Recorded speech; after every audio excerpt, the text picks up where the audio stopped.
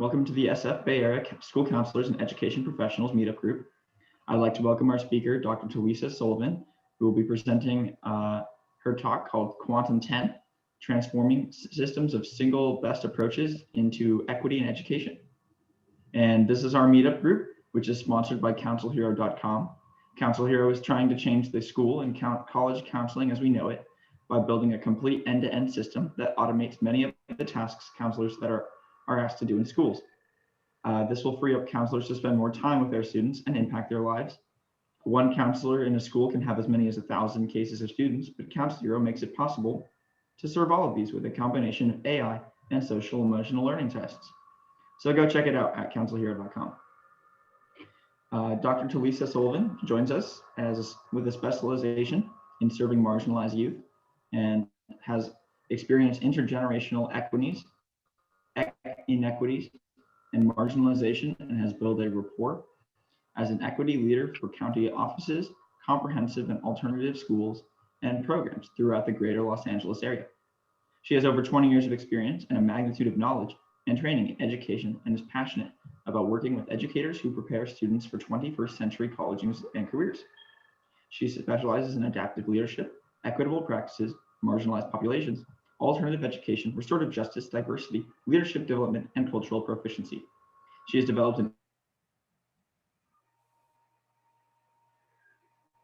that we will hear more about today. Dr. served as an adjunct professor in the School of Education for the Teacher Education Program, as well as the doctoral in educational leadership program at local universities. She also serves as the founder, CEO, and lead consultant for Transformational Leadership Consulting Services, also known as TLC.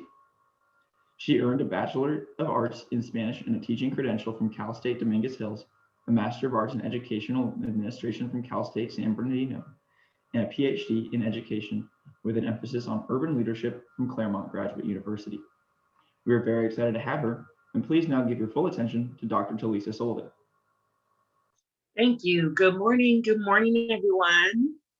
Again, I have a small piece where I normally would introduce myself, but I will definitely use the time to get to know you all a little bit better.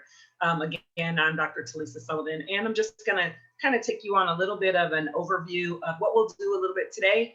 So on the first slide, you will see that we are going to do a little bit of introduction. So of course, I'm gonna know who you are. We have a pretty intimate group, so I may have the opportunity to have you all speak out a little bit, maybe a couple of you, but definitely want to hear about it in the chat. We're going to talk a little bit about what's your why. We're going to talk about what is Q10. We're going to experience the Q10 elements. We're going to engage the core, explore the phases of Q10, and then we'll talk a little bit about why Q10. I'd love to hear your feedback, so I'll have a survey at the end, and then there will be opportunities for you to ask questions. So first, I'd love to have you put in the chat who you are, like your name, where you are from. You can do like your state, you can do wherever you're from. Give us an interesting fact about you. And then what is your hope for education in one word? Because that's a lot to put in the chat. Just kind of want to hear and see who you are.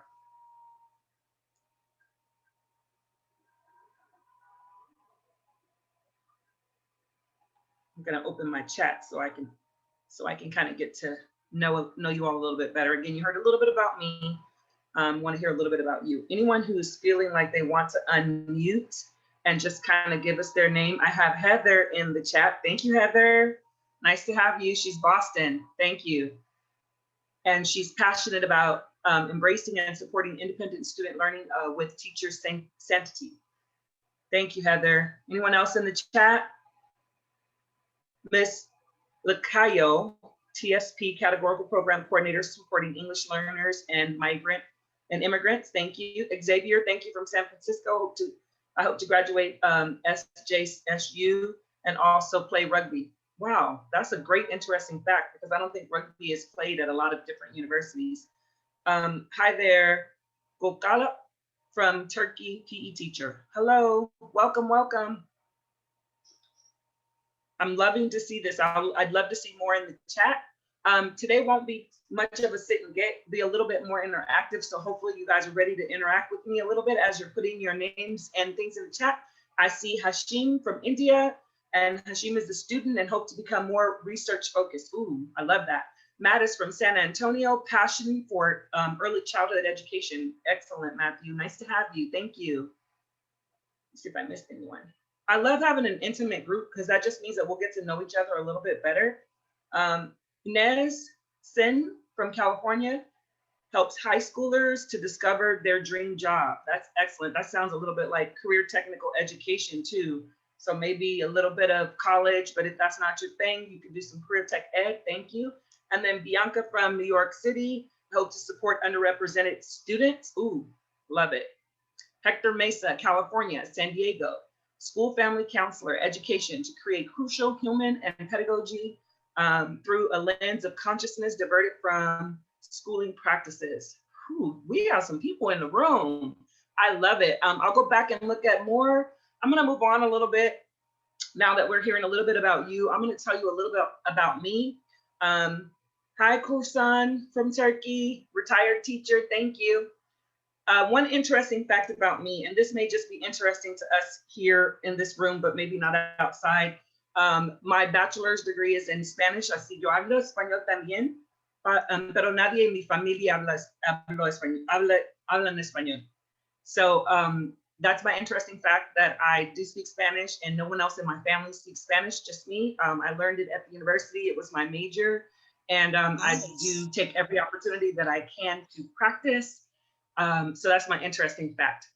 Now I'm going to take you on a small journey, and I want to talk to you all about a little bit about my journey to becoming Dr. Talisa Sullivan. Now, this is a different type of a journey. And so if you guys can just come along with me on this journey, we're going to do a little bit more of the chat action. So, qué hermosa que hablas la lengua español. Thank you. Yes, Hector, a little bit. Thanks. So we're going to get started with this journey of me becoming Dr. Talisa Sullivan. And I love this piece because I get a chance to work with students, and I get a chance to work with staff, and I get a chance to work with parents as I talk to them about my journey. So what I would love for you all to do is I want to take you guys back to 1991. Will you all go back with me to 1991? If you're going back with me to 1991, I need you to put that in the chat. Like, I'm going back to 1991. You could just put 91, or you could just put yep, or yes, or whatever you'd like to put in the chat. I gotta wait to see if people are going with me. Oh, thanks, Xavier. Let's go back. Let's go back. That was the year starting at Simmons. Okay, let's go back. 1991. Yes, I haven't had a no yet. Born 1993. Inez, you can still come. Just pretend. Let's go. Go back. 1991. Go back. Take it old school. Yep. Thank you. Yes, yes, yes. You guys are all welcome if you select like you can put your take your pictures off and put your faces on if you want. Otherwise, you're good. I love seeing you at any capacity. Okay, let's go on this journey. High school days, 1991. So it was 1991, and I'm taking you on this journey, and I hope you guys go with me. Let's go fast.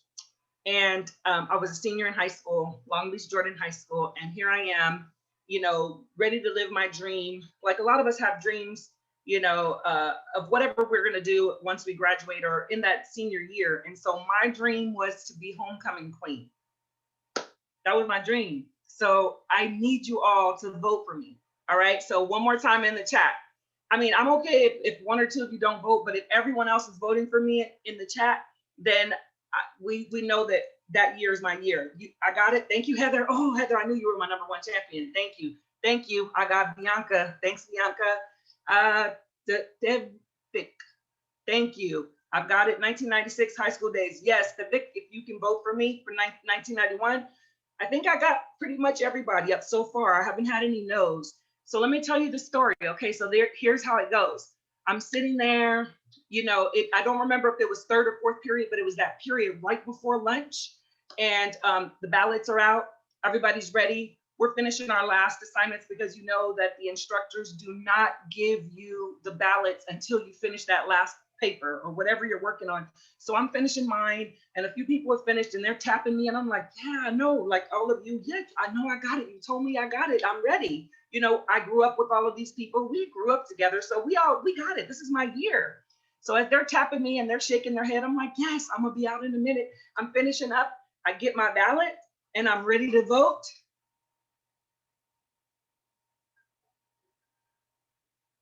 My name is not on the ballot.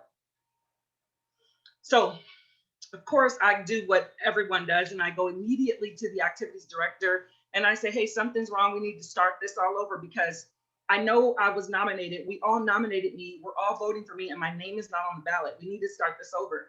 And so she's like, calm down, calm down, calm down. And I'm like, I'm calm. I just really need my name on the ballot because this is my year. This is what I want to do. And so she tells me, in order to run for homecoming queen, you have to have at least a 2.0 GPA. Yes. What? Wait. Yes. That was my sentiment exactly. I'm like, why? Like, just put the name on the ballot. We all vote, and we're good. So anyway, so needless to say, I wasn't on the ballot. So of course, my dreams were shattered. Yes, that's very interesting. So my dreams of being homecoming queen were shattered. So that did not happen for me senior year. That was the one thing I wanted to do, and it didn't happen. But that's okay because, you know, you just press forward, and then what you do is you study hard and you try to figure out how to do the next thing. So I shared that story with you because my journey to becoming Dr. Talisa Sullivan did not start in high school, where I was the top of my class and where I became, you know, the #1 student ready to pick whatever college she selected. No, my journey was, you have to have a 2.0, which I did not have, which I strived to get. And then moving on past high school, in trying to travel into college, I wasn't sure that I was going until a senior year. My English teacher said, what college are you going to? And as he's asking the class, I say, well, if you have to have a 2.0 in order to be homecoming queen, I know you have to have a 2.0 in order to go to college. And so that year, the teacher was like, you know, there are opportunities, there's educational opportunity programs and things like that. And so graciously enough, he wrote me a letter of recommendation. And so I actually went to Cal State Dominguez Hills. I didn't do quite well, but I did go to Cal State Dominguez Hills and started, you know, to pursue further education. Still didn't do well, but I did begin at that point. And so moving forward, I don't want to spend too much time, but I just wanted to kind of take you on a little bit of a journey of what maybe our students experience. So of course, we all know that year I wasn't homecoming queen, even though that's what I dreamed. But let me tell you what that did for me. It made me strive harder to do something else. So I was like, I'm going to win winter formal. So I started to pick my grades up and I started to do what I was supposed to do so that I could actually win winter formal. I didn't win winter formal either, but that's okay. I was motivated and I got my grades together. And because of activities like that, those are some of the things that kind of motivated me. So I also earned my master's in educational administration, and then later Ph.D. in education with an emphasis on urban leadership. So this is my journey to becoming Dr. Talisa Sullivan. And so I want to say to amazing counselors and other educators in the room, we want to make sure that we continue to encourage our kids like you all do every day, so that we don't stop at one place. We keep going because we have motivators like you. So I'm not going to go into the educational background in detail because we've already heard all that this morning. So I'm going to go ahead and go and let's talk about our inspiration. So I want to hear, before I tell you my inspiration, I want to hear about your inspiration for education. And I'd love to have a few people unmute and unmic. If I could have a few people unmute, and a few of you can put it in the chat. If you choose to put it in the chat, I'd love to have you put it in the chat. What is your inspiration for education?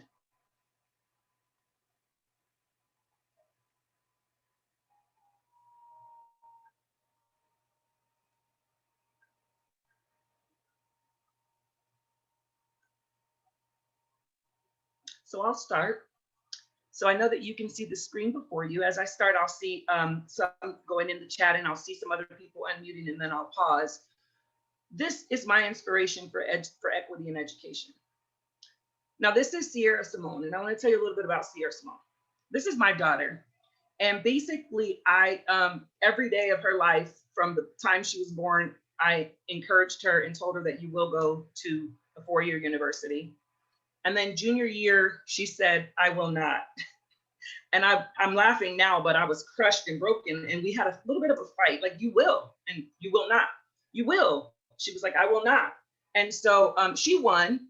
And so I'm really glad to say that she won, because this is what we have as a result of her winning, not going to a 4-year university. She is an aspiring actress, a makeup artist with makeup and special effects. She went to school for makeup and special effects at Elegance International, not a 4-year, but a technical school, to learn to be able to do the things that you see before you. And so I share this part of my inspiration because now I can work with other students and other families to say some students are not interested, but let's give them the tools that they need in order to ensure that they can, if they so select. And if they don't select to go to a 4-year, what is their passion? What are their goals? What would they like to do? Let's support that instead. Otherwise, we'll be waiting for 100 years until they really find their own true passion. So this is my inspiration for equity in education. So let me see some of yours. I'd love to have some people unmute. I don't see any unmuted yet, but I'd love to. But as I read this, I'll watch to see. Heather, I know you put something in the chat. Did you want to? Oh, okay. So I see that we can't unmute as a part of our safety features, and I'm so excited about the safety features. So what I will do is read it out. So this is giving every child, every class I teach, I work with kids who were underperforming and loved their moments when they understood. And that was from Heather. And then from Loed, my inspiration was my 3rd grade teacher. As an immigrant child, I did everything in my power to get sent to my country. I missed my parents and my friends. Let me see, let me make sure I get this. She would guide me. She told me when I was 8, if your parents made it this far, then you have to show them success. She guided me all the way to high school. That's excellent. Excellent. Okay. So I'm sorry that you guys aren't able to unmute. We have to have safety features in place, but I definitely am still enjoying reading about everything that you guys are saying in the chat. And I love seeing the faces. So Matthew, you and I are going to be besties because you are the one that I can see the most. Anyone else that wants to be besties with me, you guys can, you guys are welcome to take your, if you can take your camera, let's show your face through your camera. So thank you guys for putting in the chat. You're still welcome to put in the chat. I'll see them as they come through. Thank you for allowing for me to tell you my inspiration for equity in education. Now let's really dig in. We are going to truly dig in and go with this quote from Maya Angelou.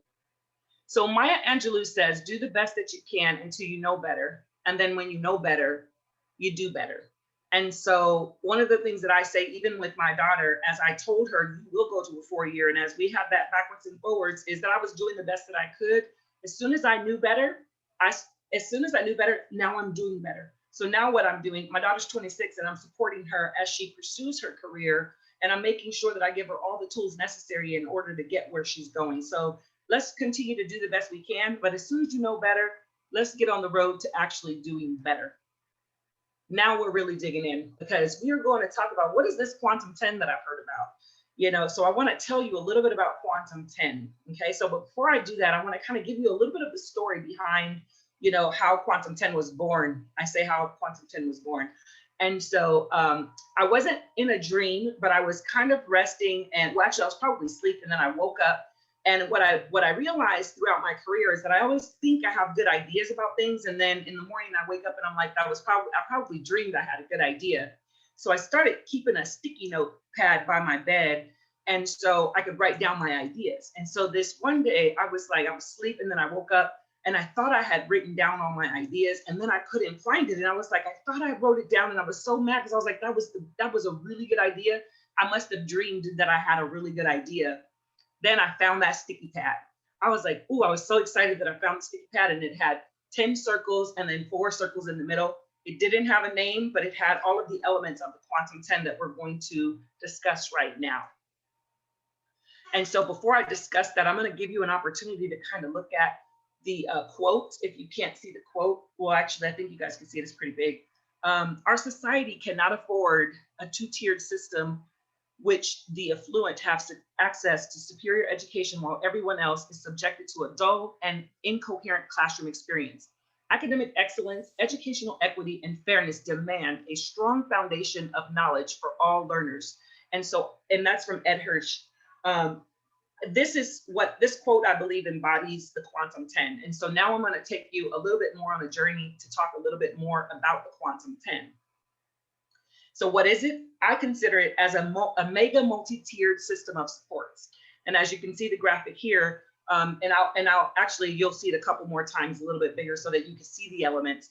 But I'm going to break it down a little bit, because quantum is actually derived from the Latin meaning of how great or how much. And so I think Q10 is exactly that, like how great or how much we're going to put this in education. And you'll see as soon as I go through each one in detail, maybe not each one in detail, but many of them.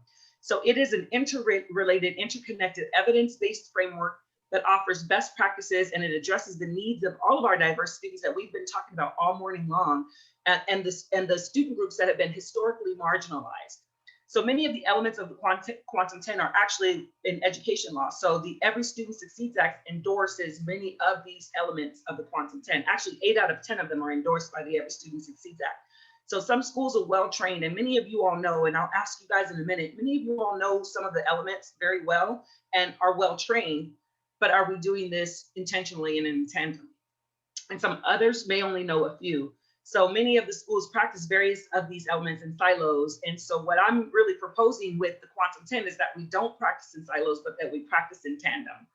So, so I want to continue on with that and show you a little bit more in detail the Quantum 10. So here we have social emotional learning, trauma-informed practices, response to intervention, universal design for learning, positive behaviors, interventions and supports, restorative practices, inclusive practices, growth mindset, Maslow's hierarchy of needs, and culturally responsive practices. So I do have a question for you. Which of the Quantum 10 elements are you already familiar with? If you can throw that in the chat, which of the ones are you already familiar with?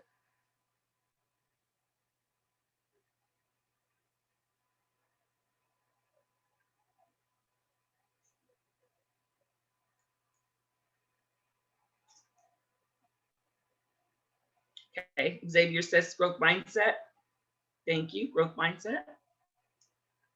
Oh, Heather, thank you. Heather is UDL, MTSS, RTI, growth mindset, and PBIS. So she almost has all of them down pat.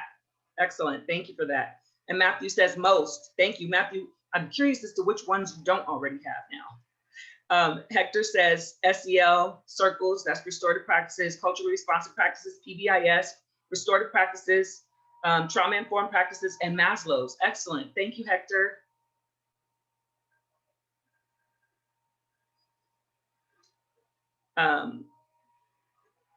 Heather needs more restorative practices and trauma-informed and culturally responsive practices. Thank you for that. Yes, I'll help you dig in with that. You know I will. Well, great. I'm glad to see that many of you all have so many of the elements already. And so a little further on, we'll talk about the intentional integration of those. And I will, at some point, put the websites and everything in the chat. So if you want to be able to look a little deeper at any of the elements, you'll have that opportunity. So now I'm going to dig in. So you've just learned a little bit about the Quantum 10.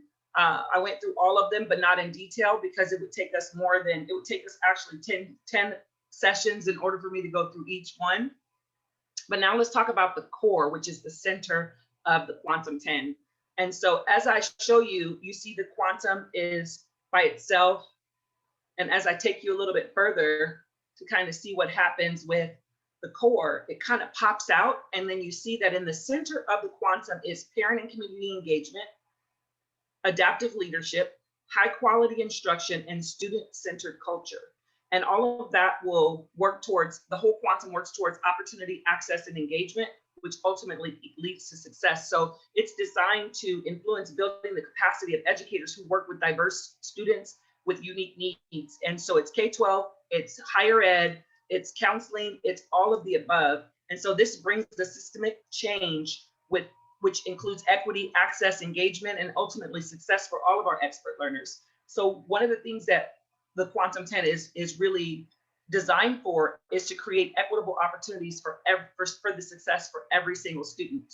So I want to talk a little teeny bit about the core, a little bit in detail, because not really a lot, but just so that you know that it's beyond parent engagement to the idea of coffee with the principal. That's great. I love coffee with the principal because I love coffee and I love connecting with people. But it's more when you have students that are experiencing trauma, what type of resources are you providing for the parents so that they understand that their student is experiencing trauma, and how do they best support their student? And that's just one example, but parent and community engagement is more inclusive of ensuring that every single student has what they need and have support from parents in, you know, providing resources and opportunities for parents to learn more about the needs of their students.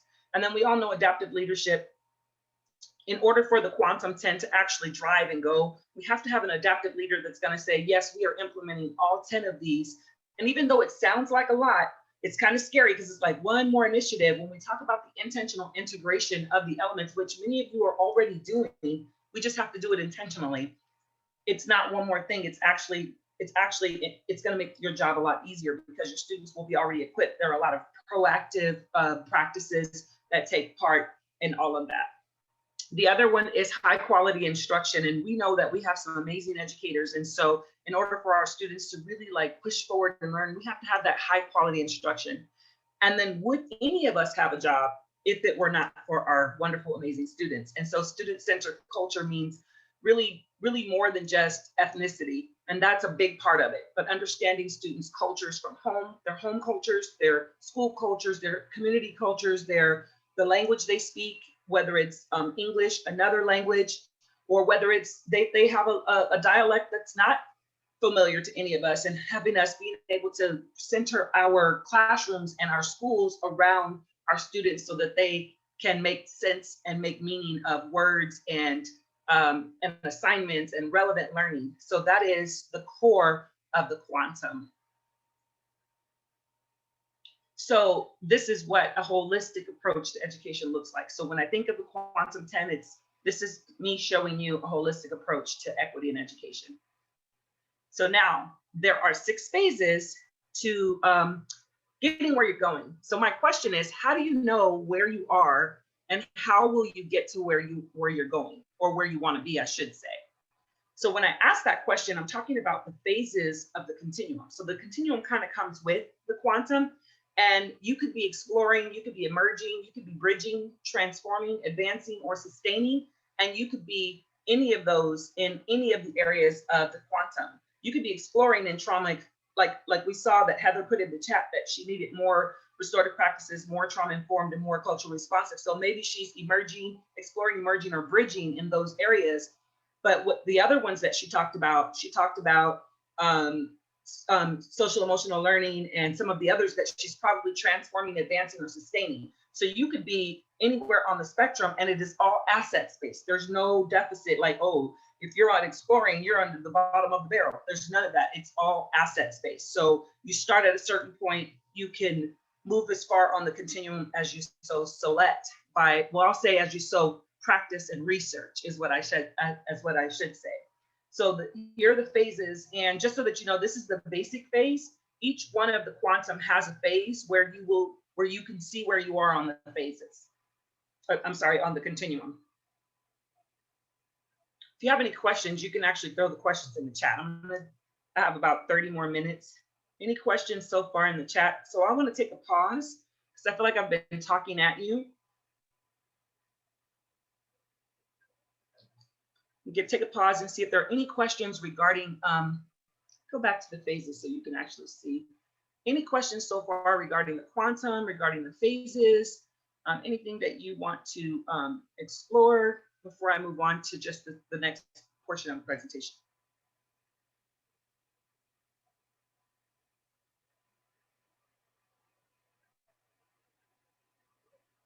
You guys know we educators have that wait time. I see my bestie Matthew is smiling. I love that smile, Matthew. Thank you for that. Okay, so we're going to move forward. So on the next slide, we're going to talk a little bit about what we usually do in education.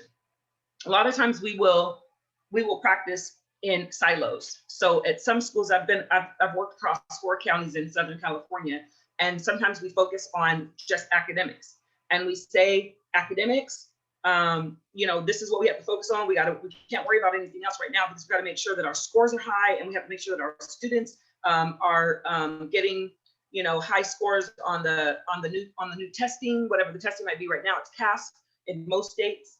And so we just focus on academics, okay? Then we have other schools that will focus on only behavior. They're like, our academics are good, you know, our kids are doing pretty well academically, but we only want to focus on behavior. We only want to look at behavior right now because, you know, we just want to make sure that our kids are you know, adhering to what it is that we require on campus. Then we have other schools or institutions that will focus only on culture. They're like, I can't remember that quote. It's something like culture will eat strategy for breakfast, lunch, or dinner or something. And so they only focus on culture because they want to make sure that, you know, the strategy doesn't get eaten for breakfast or lunch. So this is kind of sometimes how we see it, and we focus in. So what quantum, and then others will say, you know what, let's just focus on Maslow's. We just have to make sure that we focus only on making sure that the hierarchy of needs are met. The rest of the stuff has to wait. We can't talk about mindset right now because we have to focus on making sure that our kids have everything that they need. Or they'll focus on one of the other elements all in silos. And so I've been at any type of school. I've been in an academic school, I've been in a behavioral school, I've been at a school that wanted to focus on culture, and then I've been at some that will only focus on 1 or 2 or even 3 of the best practices that you see before you. So Quantum 10 says, don't just focus on academics. Don't just focus on behavior. Don't just focus on culture. Certainly don't just focus on Maslow's or only on mindset. But why don't we work towards doing all of these in tandem? And if we work towards practicing in tandem, then we have a holistic approach to equity in education, ensuring that our students who are experiencing some trauma are best served. Our other students that are coming in with, you know, with language assets, and I say assets because it is not a deficit, but a lot of times they come in and we look at it as a deficit. So they're coming in with a barrier. So we, you know, we don't look at doing one or the other, but what we need to do is make sure that we're practicing all of this in tandem so that our students are all best served.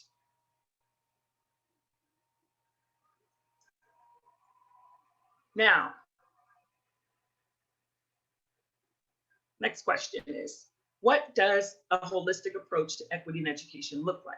Well, we just had that conversation, and it looks like experiencing the elements as we talked about, working and practicing those in schools, in districts, in institutions of education or higher learning in tandem. It looks like engaging the core, which is ensuring that our parents and the community have resources in addition to coffee with the principal and LCAP, being invited to the LCAP meetings. It looks like having an adaptive leader to make all this go. It looks like having a high quality instruction in every single classroom with all of the elements working together. It looks like student-centered culture where our students matter most. And it looks like being able to find out where you are on the continuum and how do you get to where you want to be on the continuum. And that is what a holistic approach to equity in education looks like. So, question for you. Which Q10 elements are you intentionally integrating, and I should say integrating, in your school or institution? So which ones are you doing this in your school or institution intentionally? You can put that in the chat.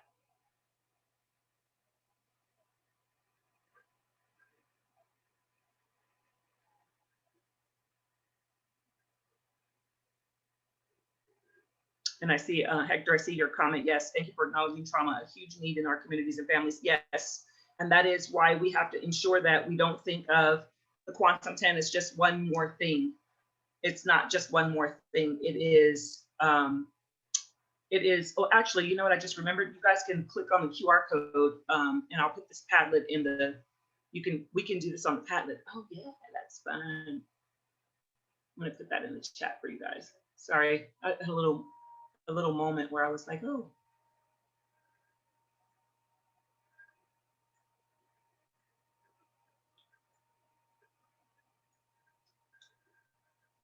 Okay, so there's the Padlet. If you want to include anything on the Padlet or in the chat, either way, you can just take a look at the Padlet and drop it on the Padlet. I see Matthew says all but UDL. Okay, great. We can work that out because we can definitely start with. It's not one more thing. You'll see that it's definitely. Oh, I think I only put it in. It's definitely intertwined. It actually works together with all of the elements.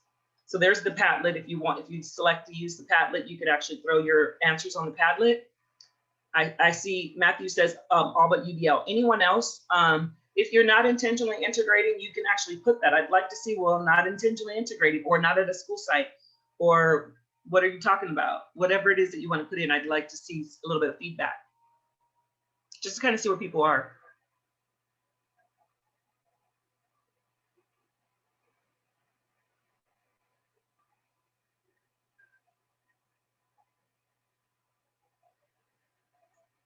Working on my wait time.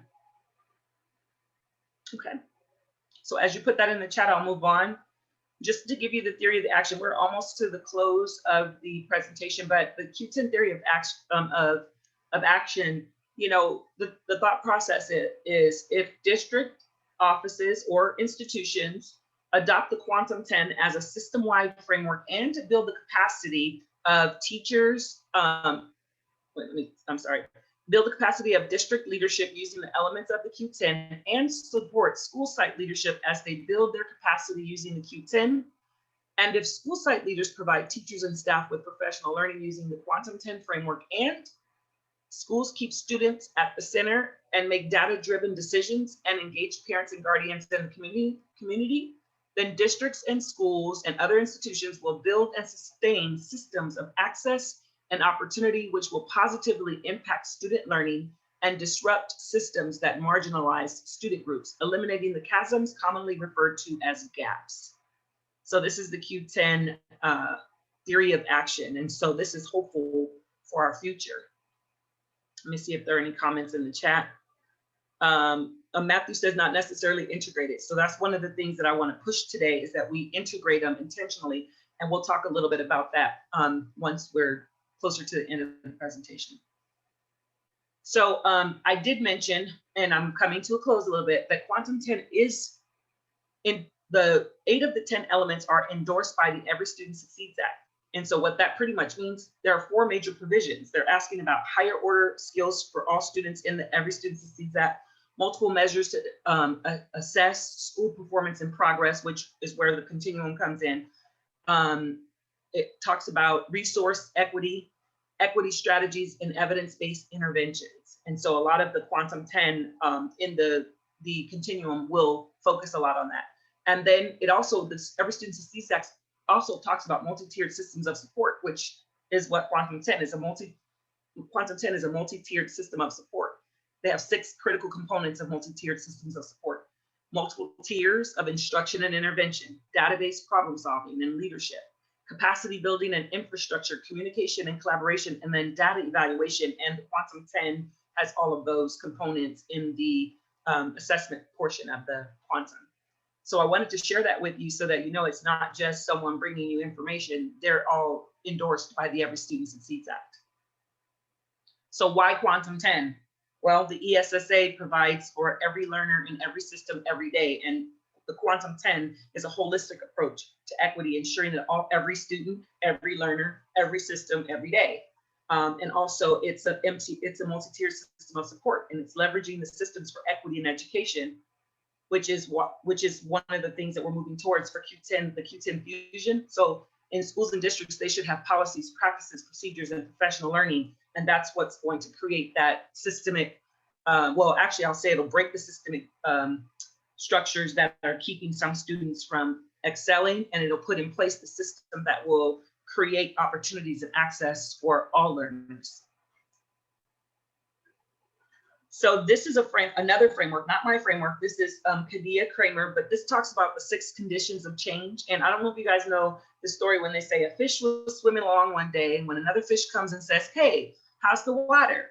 The first fish stares back and blankly says to the second fish, "Well, what's water?" And so I bring all of this because without policies, practices, and other resources, we don't have the system in place in order to ensure that all of our students have the access and the success they need. And we look around and we are swimming in the water and not really knowing that the water is there. So I'm giving you all another framework so that you can look at the 6 conditions of systems change and putting policies, practices, and resources in place, ensuring that you have relationships, which a lot of the Quantum 10 framework talks about, with many of the elements that cross over: the positive behaviors and supports, restorative practices, social emotional learning, response to intervention, and then power dynamics, which is another layer of the 6 conditions of change, and then the mental models, which, if you think about the growth mindset, is really connected with the mental model. So wanted to give you that. And then I wanted to say that Quantum 10 institutions, that schools, districts, and institutions of higher learning, they value systemic change, they value innovation and expertise, it values motivation and capital, but there also needs to be policy in place so that our adaptive leaders can include our parents and community in the engagement process, have high quality instruction, student-centered culture, in order to ensure that the Quantum 10 is thriving and well in your systems. And yeah, I think I'm coming to a close, but I want to leave you. I can't leave February without, just honoring the men and women that come before us. I did give a quote earlier by Maya Angelou, and definitely wanted to bring in Dr. Martin Luther King Jr. that says, our lives begin to end the day we become silent about the things that matter. And I want to say, you all matter, our students matter, our students' well-being matter, and the Quantum 10 is where we need to head in order to ensure that we have a holistic approach to equity in education. So now I'd love for you to either click the QR code, or I'll put some things in the chat for you to take a survey as you develop your questions in your head about the Quantum 10 or anything that you had an opportunity to hear today.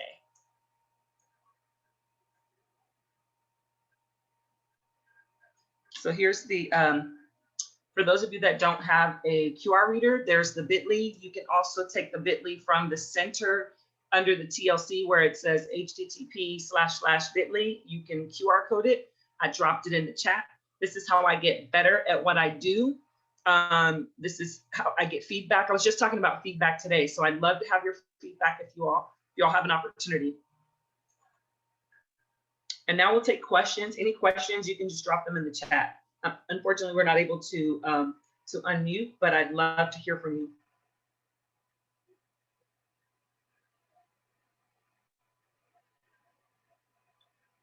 Let me know with the thumbs up if you can access the survey. Ah, thank you, Abdullah. Thank you. Thank you, Heather. Thank you, Xavier.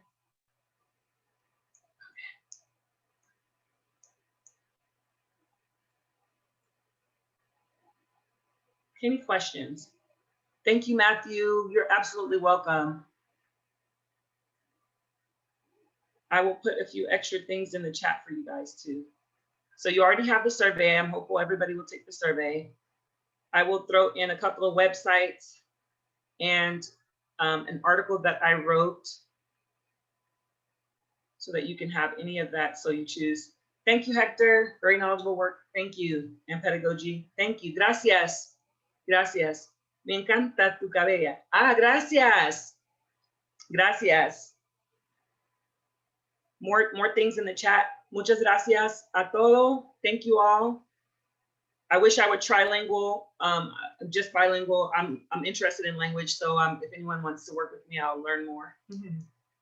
Thank you. I hope I'm saying the names right. Tevfik. Thank you, Tevfik.